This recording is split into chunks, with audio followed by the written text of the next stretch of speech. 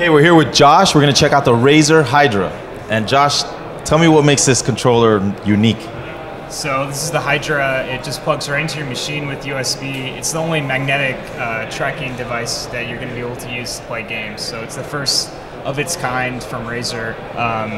It uses a base station that generates a magnetic field that we can use to measure absolute position and orientation of these controllers in real time. So what that means for the game is any of my movements, if I move out, in, left or right, up or down, or do rotation in what you call roll, pitch, or yaw, what that means is any of my movements will be picked up at a really high precision level. So 1 millimeter for position and 1 degree for orientation. Even the very smallest movement is going to get picked up right away. So the performance is great for games. That's some amazing stuff you're doing there. Can you show that on the camera? Go ahead again. Can you actually play competitive with the Hydra? Yeah, you can. I mean, it takes some getting used to because the controls are so different from what you're used to with the keyboard and mouse, and a lot of the games are really designed with the keyboard and mouse in mind. So I don't expect that professional Counter-Strike players are going to be using the Hydra anytime soon, but for playing around online, it's pretty easy for us to test whether or not it's competitive, because if we go online and get owned, the controls aren't good enough yet. We've been doing a lot of testing in different game genres. It's actually pretty competitive in games like League of Legends and StarCraft as well, not just first-person shooters. So if you add in some of the stuff that you can only really do by using these controllers, like changing the way you throw grenades or doing hand-to-hand combat in something like Left 4 Dead, you can add a competitive edge through gameplay design that is not possible with 2D input like a mouse. Is there actually any game designers that are going to build games, especially for the Hydra? So we're working on what's called like a real integration into a game. We have Portal 2 is our big launch title, and my company Sixth Sense made DLC, so new stages that are customized for the Hydra, and we're working on getting other Valve games integrated too. I'd say they're probably our biggest supporter for new content and real robust support in their games. But we're working on getting it integrated into as many games as possible, and there's also a pretty generous back catalog of games using a motion creator engine that runs from a Razer program that you get with the controllers and your drivers, and that lets you play any game by translating expected mouse and keyboard commands out of the button presses, gestures, and the things that you can do with the controllers. So the game isn't aware that you're using a motion controller, but it can actually be pretty competitive. There's some pretty interesting design that's gone into that with grids, and there's a lot of tutorials and videos online that will help you learn how to use them. What I wonder is, when I see you using the Hydra, you're with your hands like that. I'm wondering, I know when I'm using my mouse and keyboard, like if I don't have like a mouse pad, my hands get easily tired. Like, do you have that also with this, if you really like a very competitive gamer that would use that for quite some hours?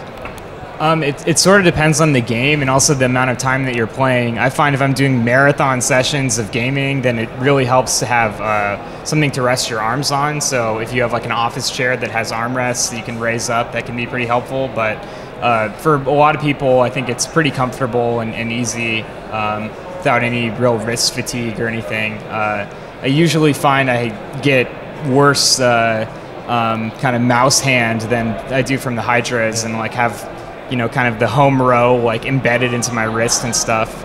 We've all experienced that, I'm sure. Like what it reminds me most when I see it is like the Wii. Is it like compatible with games like the Wii and stuff like that, or is it just for PC?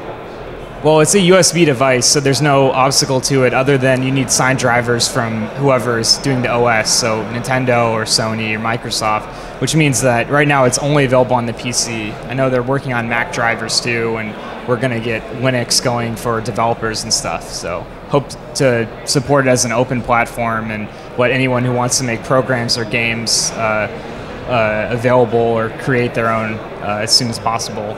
And how much does it cost? Right now, I think it's in Europe. I think it's €140 for the controllers and the base station bundled with Portal 2. And at some point, I think we're releasing a standalone version of the controller.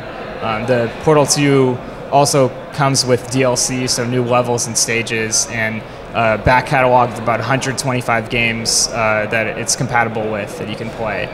And we're going to add more and more to those as time goes on. So when new hit games come out, then you can expect that pretty promptly there's going to be support for them using the Hydra. You just have to download a small file that can translate the actions. Like, and because like, is it very sensitive? Like, how precise is the device? Because like, I see you move like that. Is it like very precise or? Well, I tried it. It's pretty precise. The like actual definition of the threshold for the precision is 1 millimeter in X, Y, and Z. So if I move it up, down, left, right, in or out, it can detect even 1 millimeter of movement.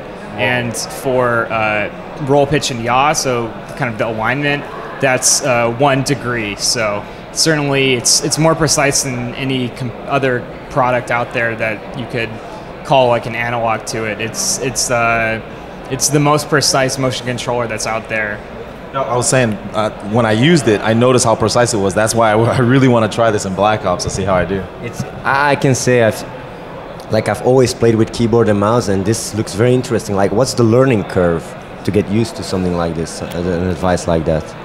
I think it kind of depends on the game too. Like, some games are a little simpler than others because there's less buttons, less to learn. And other times when people have played hundreds of hours of a game, then it can be really difficult to adjust to playing with the controllers. I think if you give it a little bit of time though, then you'll find it works pretty well. The best experience is when the game has been customized to take advantage of what the controllers can do. So some of the demos we've shown before use freedom of motion throwing or hand-to-hand combat like in Left 4 Dead 2 where you can swing combat weapons like in any direction, attack people behind you or to the side. That kind of functionality is totally unique to a control system like this, and then gives people an incentive other than just novelty or being able to play on the couch to actually use the motion controllers instead of a keyboard and mouse. Like, is it possible? Yeah, I'm sorry for all those questions. Like, is it possible to play with your keyboard while using the device? Like, for example, I only see a few keys. Like, for example, if I want to play World of Warcraft, I need a lot of key bindings. Is it possible to like combine them both in a way? We've experimented with like hybrid controls where you might use the keyboard and one controller or the mouse and another controller. It's certainly possible. Right now, for a lot of games like Portal 2 that are integrated or other ones, when you put the controllers down onto the base station, the machine can automatically detect that you're not using them, and then you can just switch to keyboard and mouse. For things like WoW, where there's so many buttons, you need to have the whole row and everything in chat, and there's only 4 plus the one underneath each click, the bumpers and the triggers. We can actually use modifiers or grids that snap to the actual hotkeys. The ones that you can press with a mouse, but no one actually does. We can have it so that it can snap to them, and it becomes like muscle memory that you can use it pretty quickly, and that lets us use gestures and movements to create virtual buttons that are pretty much unlimited as long as they're designed in an intuitive way that's not too hard to learn or tricky for people. Thanks a lot for answering my questions. Yeah, it was awesome, man, to see what this thing can do, and I'm anxious to try it out myself. I'm gonna try it out. Like, it's totally new for me. So guys, if you want to see more of this and you want to see the actual PvP action between Josh and me, stay tuned.